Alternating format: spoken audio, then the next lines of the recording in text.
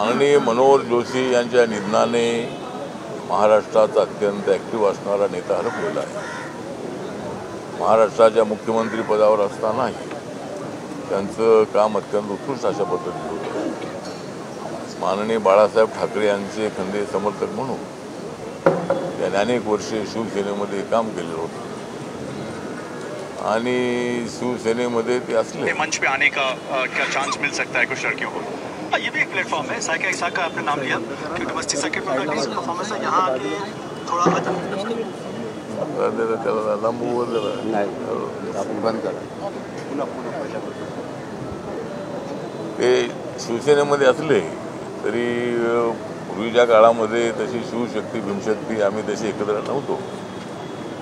तर माननीय बाळासाहेब ठाकरे यांच्या आव्हानानंतर मी त्यांना 2011मध्ये भेटलो होतो आणि बाळासाहेब म्हणाले होते की शिवशक्ती भीमशक्ती एकत्र आली पाहिजे आणि मी सर्व पत्रकारांशी विचारवंतांशी कार्यकर्त्यांशी बोलून मी शिवशक्ती भीमशक्ती एकत्र येण्यासाठी मी माझी भूमिका घेतली आणि त्यावेळेपासूनही माझे संबंध मनोहर जोशी यांच्याशी चांगले होते. ज्यावेळेला मी लोकसभेमध्ये निवडून आलो होतो 1998मध्ये 99मध्ये 2004मध्ये तर एकदा माननीय मनोहर जोशीजी हे लोकसभेचे स्पीकर होते आणि त्यांनी अत्यंत चांगल्या पद्धतीने चालवलेलं होतं. मी माझ्या पक्षाचा एकटा खासदार असतानाही मला त्याने अनेक वेळेला त्या ठिकाणी बोलण्याची संधी दिली होती आणि असंच खेळत राहणार अशा पद्धतीचं ते व्यक्तिमत्व होतं. सर्व पक्षाच्या सर्व अनेक क्षेत्रामधल्या लोकांचा त्यांचा जवळचा संबंध होता आणि असे मनोहर जोशी आज आपल्यामध्ये राहिले नाही. रिपब्लिकन पक्षाचा एक जवळचा मित्र हरपलेला आहे. माझ्याशी व्यक्तिगत पातळीवर त्यांचे संबंध अत्यंत चांगले होते.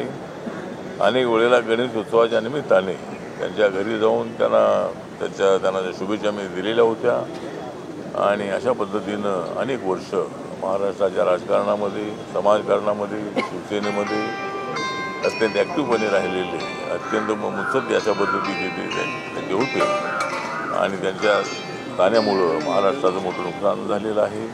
त्यांच्यासारखा नेता नेहमी सगळ्यांची चांगले संबंध ठेवणारा नेता जो आहे तो आज आपल्यामध्ये नाही. त्यामुळं महाराष्ट्राला मोठा धक्का बसलेला आहे. महाराष्ट्राचा एक लोकप्रिय अशा पद्धतीचा नेता हरपलेला आहे. मी माननीय मनोहर जोशी यांना रिपब्लिकन पार्टी ऑफ इंडियाच्या वतीने नरेंद्र मोदी सरकारमधील सामाजिक न्याय आणि अधिकारिता मंत्रालयाचा राज्यमंत्री म्हणून आंबेडकरी चळवळीमधला कार्यकर्ता म्हणून मी त्यांना भावपूर्ण आदरांजली अर्पण करतो. त्यांच्यात आठवणी तर अनेक आहे. त्याच्यामधली एक आठवण अशी आहे की हे लोकसभेचे स्पीकर असताना एक आमचा दौरा गेला होता चायनामध्ये, शांघाय, बीजिंग, सेऊल आणि त्या ठिकाणी प्रामुख्यानं मला त्यांनी त्या ठिकाणी सांगितलं की आठवलेजी आपल्याला मी घेऊन जाणार आहे. एवढं सांगितलं होतं मला तुम्ही चायनाला घेऊन जावा, तुमच्या शिवसेनेमध्ये मला घेऊन जाऊ नका. मी माझं RPIचं आहे पण म्हणजे असं एक ते चांगलं व्यक्तिमत्व होतं आणि त्यावेळेला जो आमचा एक आठवड्याचा जो दौरा होता आणि त्यामध्ये अनेक वेळेला त्यांच्यासोबत आपले संबंध जे चांगले आलेले होते.